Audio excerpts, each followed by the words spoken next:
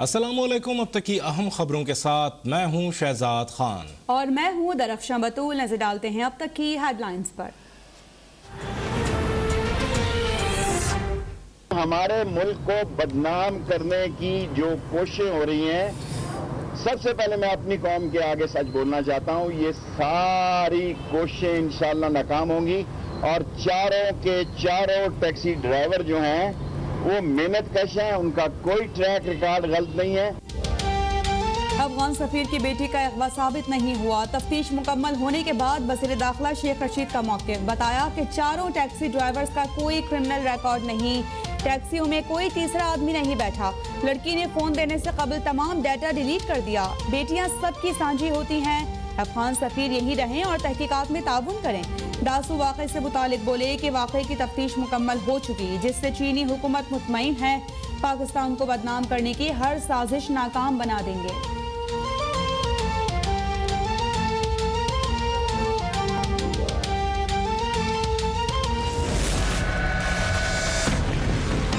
अपने पोते का पोलो मैच देखे कि ये बादशाहों की खेल है कि पोता जी को पास पैसा इधर से किधर से आया, ये आपका पैसा है।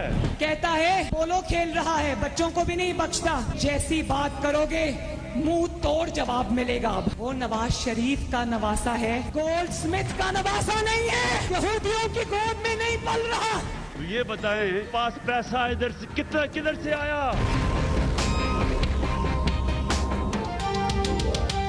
वज़ीर आज़म इमरान खान की नवाज शरीफ पर तनकीद के बाद मरियम नवाज और जमायमा के दरमियान सोशल मीडिया पर लफ्जी जंग। मुझे आपके बेटों या जाती जिंदगी से कोई दिलचस्पी नहीं।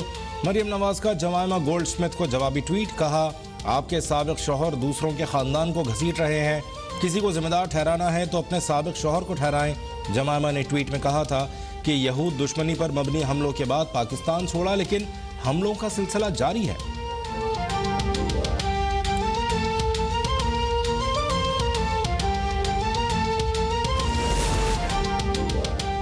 नवाज शरीफ ने पाकिस्तान और कश्मीर के दुश्मन मुल्क के जरिए फोन टैप करवाए। वज़ीर मुमलिकत बराए इत्तलात फरूख हबीब का इल्जाम। कहा कि मोदी और नवाज शरीफ के जाती नौयत के ताल्लुकात थे। मोदी अपोजिशन के फोन हैक कर रहे थे। नवाज शरीफ बताएंगे मजीद किस किस मकसद के लिए मोदी की मदद हासिल की। जजेस, सियासतदानों, इंटेलिजेंस इदारों के फोन टैप करवाना नवाज शरीफ की आदत रही है।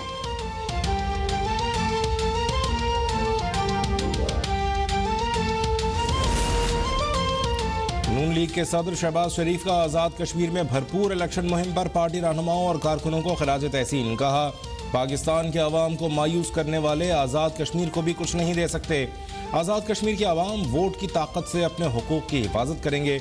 आज़ाद कश्मीर में नून लीग की हुकूमत बनने के बाद मोटरवेज, तालीम और सेहत की तरक्की के लिए मिसाली मंसूबे लाएंगे।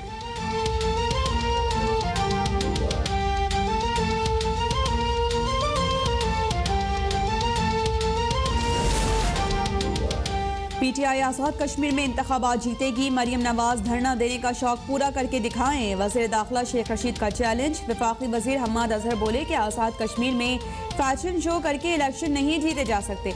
आज़ाद कश्मीर में भी नए पाकिस्तान का झंडा लहराएंगे। पाकिस्तान FATF की ग्रे लिस्ट से जल्द निकल जाएगा।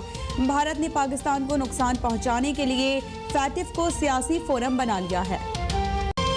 मुल्क का सबसे बड़ा शहर कराची कोरोना की चौथी और खतरनाक तरीन लहर की लपेट में। शहर में मुस्बत केसेस की शरह 14% से ऊपर चली गई।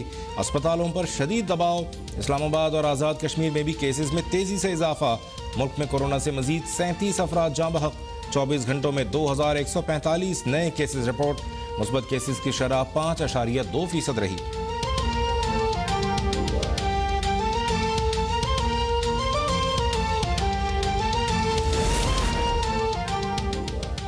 NCOC का कोरोना के खिलाफ सिंध हुकूमत के इकदाम पर इज़हार इत्मीनान। असद उमर ने कहा कि गुज़िश्ता रोज़ पाकिस्तान में पहली दफ़ा एक दिन में 6 लाख से ज़्यादा लोगों को वैक्सीन लगाई गई।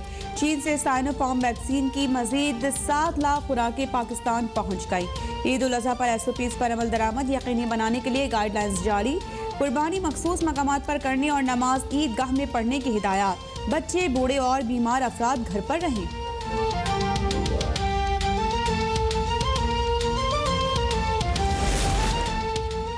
बड़ी ईद की बड़ी रौनकें, विंडो शॉपिंग और भाव ताव का वक्त खत्म। मवेशी मंडियों में फाइनल राउंड जारी। शहरियों को जानवर घर ले जाने की जल्दी। व्यापारियों ने भी नर्ख मजीद बढ़ा दिए। जानवरों की घरों पर भी खूब आओ भगत। मनपसंद जानवरों को टहलाना और खाना पिलाना बच्चों का मशगला बन गया। बड़ों को व्यापारियों के बाद पेशावर कसारों के नखरों का सामना। शेख रशीद भी खूब भाव ताव के बाद 3 ऊंट घर ले आए। गहरे बादल, ठंडी हवाएं और सुबह के औकात में फुहार। कराची में ईद से कबल मौसम इंतहाई खुशगवार। शहर में ईद पर भी बूंदाबांदी और हल्की बारिश का इम्कान। इस्लामाबाद, पंजाब, खैबर पख्तूनख्वा, कश्मीर, गिलगित बल्तिस्तान और बलूचिस्तान में गरज चमक के साथ मजीद बारिश की पेशगोई। काबुल में अफगान सदारती महल के करीब नमाज ईद के दौरान दाइश का रॉकेट हमला। नमाज में अफगान सदर अशरफ गनी और दीगर ओहदेदार मौजूद थे। यके बाद ही 2 रॉकेट गिरने से धमाकों के बावजूद नमाज जारी रही। दाइश की जानिब से हमलों की जिम्मेदारी कबूल करने के बावजूद अफगान सदर का तालिबान पर इल्जाम। कहा कि हमलों से साबित हो गया कि तालिबान अमन नहीं चाहते। अंदरूनी सिंध सहाफियों पर जाली पर्चे और सरकारी दबाव मामूल बन चुका। अंदरूनी सिंध सहाफियों पर जाली पर्चे और सरकारी दबाव मामूल बन चुका। शिकारपुर में अब तक के नुमाइंदे सुल्तान रिंद पर नई FIR। ऐसी ही कार्रवाई है। वफाकी वज़ीर इत्तलात फवाद चौधरी पीपल्स पार्टी की सिंध हुकूमत पर बरस पड़े। कहा, गवर्नर सिंध से दरख्वास्त है कि IG सिंध से फौरी रिपोर्ट तलब करें।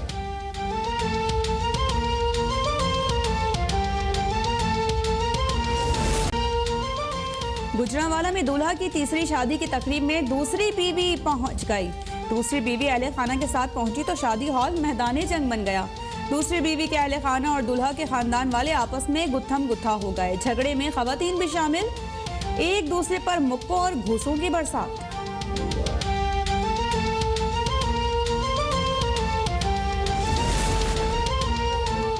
बिलियन ट्री सुनामी के समरात। वज़ीर-ए-आज़म इमरान खान ने भक्कर के इलाके की वीडियो शेयर कर दी। कहा, 2.5 बरस के दौरान जाहिर होने वाले ये हमारे बिलियन ट्री शजरकारी के शानदार नतायज हैं। पाक धरती को आइंदा नस्लों के लिए सरसब्ज और शादाब बना रहे हैं। यूरोपीय पैराग्लाइडिंग टीम ने 8,407 मीटर की बुलंदी पर पैराग्लाइडिंग करके नया रिकॉर्ड कायम कर दिया। रिकॉर्ड स्कर्दू में वाक़ बलतुर ग्लेशियर पर बनाया गया। ISPR के मुताबिक पैराग्लाइडर्स की टीम में army school of physical training का काकूल की टीम भी शामिल थी। पैराग्लाइडर्स का सहूलियात, सिक्योरिटी और दीगर मुआविनत पर पाक फौज से इज़हार तशक्कुर।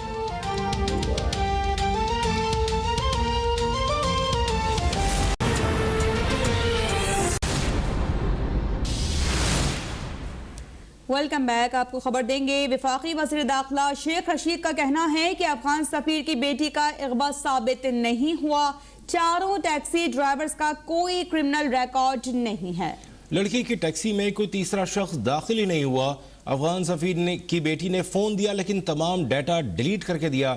रावलपिंडी से सुल्तान शाह की रिपोर्ट देखें। रावलपिंडी में लाल हवेली के बाहर वजीर दाखिला शेख रशीद की मीडिया से गुफ्तगू। बोले, अफगान सफीर की बेटी का मामला अगवा नहीं, पाकिस्तान को बदनाम करने की साजिश है। हमने अफगान सफीर की बेटी के अगवा का पर्चा दिया है। अफगान सफीर की बेटी का यहाँ होना जरूरी है और चाहते हैं अफगान सफीर खुद भी तहकीकात का हिस्सा बने। मुनासिब होता कि अफगान सफीर न जाते। हमने अपनी भरपूर कोशिश की है और हमारी ख्वाहिश है कि एम्बेसडर साहबा की बेटियां सबकी बराबर होती हैं, वो खुद इस इन्वेस्टिगेशन का हिस्सा बने। शेख रशीद ने कहा कि इसराइल और भारत हमारे मुल्क में दस्ताने पहने हुए हैं। मुल्क पर गैर एलानिया हाइब्रिड जंग शुरू है। आने वाले दिनों में इसमें मजीद तेजी होगी। भारत और इसराइल उभरता हुआ इमरान खान देखना नहीं चाहते। दुनिया में इमरान खान ने जो कश्मीर के लिए स्टैंड लिया हुआ है और इस रीजन में जो इमरान खान एक उभरता हुआ इस खित्ते का मुसलमानों का लीडर उभर रहा है, वो इसराइल और इंडिया को एक आंख नहीं भाता, और ये साबित हुआ कि 50 लीडरों में वो फोन भी है कि इमरान खान का कर रहे थे। वजीर दाखिला का कहना था कि दासू डैम वाले मामले की तफ्तीश मुकम्मल कर ली, चीनी हमारे काम से मुतमईन हैं। इमरान खान की क़यादत में कश्मीर इलेक्शन जीतेंगे। कैमरामैन ताहिर मुगल के साथ सुल्तान शाह, रावलपिंडी। अब तक। वफाकी वज़ीर इत्तलात फवाद चौधरी ने प्रोग्राम टुनाइट विद फरीहा में गुफ्तगू करते हुए कहा है कि भारत की जानिब से वज़ीर आज़म के जिस मोबाइल नंबर को हैक करने की कोशिश की गई वो पुराना नंबर है। वज़ीर आज़म इमरान खान का फ़ोन हैक हुआ या नहीं, ये कहना क़ब्ल वक्त है। अफगान सफ़ीर की बेटी के मुबैना अगवा से मुतालिक वज़ीर इत्तलात ने कहा कि अफगानिस्तान की जानिब से वाक़यात को बढ़ा चढ़ा कर पेश किया जाता है। पाकिस्तान अफगानिस्तान के साथ ताल्लुकात को बिगाड़ने के बजाय बेहतर करना चाहता है। अफगानिस्तान की हुकूमत इस वक्त अदम एतमाद का शिकार है। गार्डियन अखबार जो यूके का ज़ाहिर है बहुत ही मोतबर नाम है, उन्होंने एक कैलिब्रेशन की है। जैसे पनामा में आपको याद होगा कि बहुत सारे मुल्कों के सहाफ़ियों ने आपस में कैलिब्रेशन की थी और करप्ट जो लीडरशिप थी उनकी जायदादें जो हैं एक्सपोज़ की थी। इसी तरीके से यहाँ पर आके इन्होंने एक ये जो एक्सपोज़ किया है इदारों ने आपस में मिलके, जिसमें गार्डियन शामिल है, फ्रांस 24 शामिल है, CNN शामिल है और दीगर बड़े मोतबर जो इदारे हैं वो शामिल हैं। उन्होंने ये किया है कि उन्होंने आके एक एसोसिएशन क्रिएट की है और उन्होंने एक्सपोज़ किया है कि इज़राइल के एक सॉफ्टवेयर की मदद से 50,000 के करीब नंबर जो थे उनको स्पाई किया जा रहा था। अभी जो तफसीलात आई हैं उनमें प्राइम मिनिस्टर इमरान खान साहब का एक नंबर जो कि वो वज़ीर आज़म बनने से पहले 2018 में इस्तेमाल कर रहे थे, उसको हैक करने की कोशिश हुई है। अभी ये कहना मुश्किल है कि वो फ़ोन हैक हुआ या उसका जो वो नहीं कर सके, कामयाबी उन्हें हुई या नहीं हुई। लगता नहीं कि उन्हें कामयाबी हुई, लेकिन बहरहाल ये कोशिश करना ही एक बहुत वाहियात हरकत है।